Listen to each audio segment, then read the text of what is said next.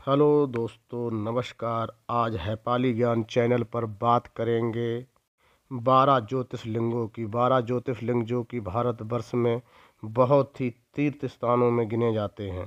जब हम बात करते हैं अपने कल्याणार्थ, सुबह उठकर सौराष्ट्रे सोमनाथम च श्रीशैले मल्लिकार्जुनाम उज्जयिन्यां महाकालेश ओमकारे परमेश्वरम श्लोक का पाठ करते हैं तो एक एक ज्योतिर्लिंग के मानव दर्शन करना शुरू करते हैं। तो हमें कभी पूज्य केदारनाथ के पृष्ठभूमि के शुभ हिमालय दिखाई देता है, तो कभी पवित्र सोमनाथ की पृष्ठभूमि पर ठाठे मारता सागर, कभी देश के मध्य भाग में क्षिप्रा के तट पर महाकाल और नर्मदा तट पर ओमकारेश्वर के दर्शन देते हैं। तो कभी भी धुर दक्षिण में भगवान रामेश्वरम अर्थात कोई व्यक्ति यदि पर्यटन और भक्त के दोहरे उद्देश्य इन भारों के ज्योतिर्लिंग के दर्शन की योजना बनाए तो वह न सिर्फ पूरे भारत का भ्रमण कर सकता है, देश के विभिन्न संस्कृतियों के दर्शन कर सकता है, बल्कि इन ज्योतिर्लिंगों के आसपास कई तीर्थ स्थान पर्यटन स्थलों के दर्शन भी कर सकता है।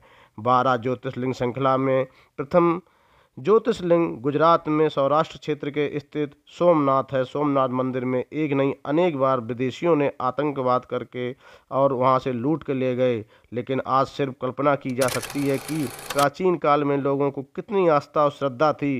ज्योतिर्लिंग लुटते रहते थे, फिर भी हमारे भक्त उसमें जो है इसे पुनः सोने चांदी मोती हीरा जवाहरात से स्वतंत्रता प्राप्त तुरंत लाद देते थे। स्वतंत्रता प्राप्त के तुरंत बाद बनना शुरू हुआ ज्योतिर्लिंग का भव्य मंदिर और परिसर में अब पूर्ण रूप से बनकर तैयार है। प्रतिदिन हजार संख्या में भक्त इनके दर्शन करने के लिए आते हैं और अपने भक्तों के लिए सुबह सुबह भगवान सोमनाथ के दर्शन पूजन और शाम को मंदिर के ठीक पीछे मंदिर की दीवारों से टकराती समुद्र की लहरें को देखना सुखद अनुभव होता है।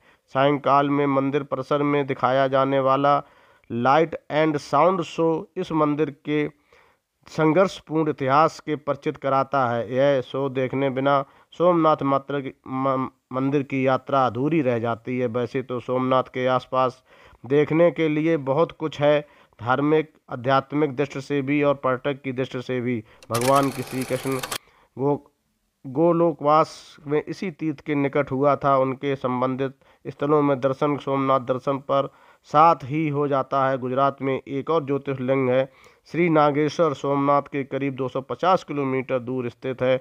सोमनाथ से नागेश्वर तक जाने का मार्ग भी पर्यटन की दृष्टि से बहुत ही सुंदर है। यदि सड़क मार्ग से की जा रही यात्रा है तो मार्ग में लहराते सागर और हरे नारियल के पेड़ों के झुरमुट साथ ही आपको देखने मिलेंगे। मौसम के अनुकूल तो इस सागर तट के किनारे बड़ी संख्या में साइबेरियन पक्षियों का झुंड भी दिखाई देता है, जो कि बरसात के दिनों में यहाँ पर आता है। चूँकि पश्चिम सागर तट पर हवा का बहुत अच्छा होता है, इसलिए कई नवीनीकरण ऊर्जा कंपनियों ने पवन चक्कियों घूमते पंखों को भी बदलते भारत की तस्वीर पेश करते हुए दिखाई दे। इसी मार्ग पर राष्ट्रपिता महात्मा गांधी की जन्मस्थली पोरबंदर है और भगवान श्री कृष्ण की साम्राज्य स्थली पवित्र तीर्थ द्वारकापुरी भी है। अब तो चंद दिनों पहले ही उद्घाटन हुए द्वारा दूरदर्शन सेतु के इस क्षेत्र में आकर्षण का एक नया केंद्र बन गया है। वास्तव में द्वारका नगरी से कुछ ही किलोमीटर दूरी पर नागेश्वर ज्योतिर्लिंग है। दिलचस्प बात यह है कि गुजरात से सटा महाराष्ट्र राज्य में अपने पर्यटन मानचित्र में नागेश्वरनाथ ज्योतिर्लिंग होने तथा दावा करता है कि महाराष्ट्र में मराठवाड़ा क्षेत्र में ऐसे दो भव्य शिव मंदिर हैं जिन्हें ज्योतिर्लिंग होने का दावा किया है। श्री नागेश्वरनाथ के अलावा परली बैजनाथ भी हैं, लेकिन आध्यात्मिक जानकार ज्योतिर्लिंग के रूप में नागेश्वर नाथ की भी मान्यता गुजरात के द्वारकापुरी के निकट वाले नागेश्वर को एवं बैद्यनाथ के रूप में पटना कोलकाता रेल मार्ग पर पड़ने वाले देवधर के बैजनाथ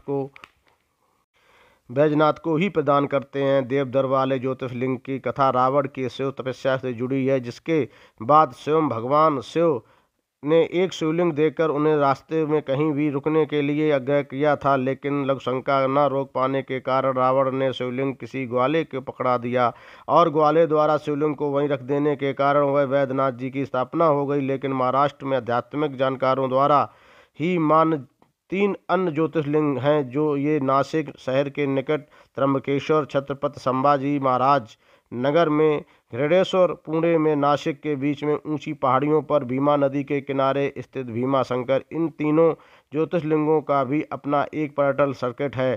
कुछ दिनों से समय निकालकर इनके आराम से दर्शन किया जा सकता है। नासिक से 12 वर्ष में एक बार लगने वाले सिंहस्थ कुंभ और भगवान राम की वनस्थली में रूप में भी जाना जाता है। वहीं भगवान राम के संबंधित कई स्थल हैं। पवित्र गोदावरी नदी के किनारे स्थित नासिक और त्र्यंबकेश्वर की छटा खास तौर पर बरसात के मौसम में देखने लायक होती है।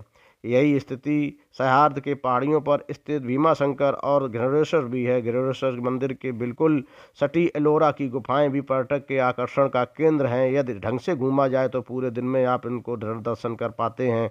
सिंहस्थल कुंभ स्थल के रूप में मध्य प्रदेश के उज्जैन शहर में भी जाना जाता है। अनेक प्राचीन कारणों के विख्यात उज्जैन नगरी क्षिप्रा नदी के किनारे स्थित ज्योतिर्लिंग बाबा महाकाल के लिए भी विख्यात है। अपने नवनिर्मित भव्य महाकाल के लोक के कारण के इसका आकर्षण और बढ़कर महाकाल के करीब 2 घंटे में ही पूरा नर्मदा नदी के किनारे स्थित ओमकारेश्वर ज्योतिर्लिंग प्राकृतिक छटा के लिए विख्यात है।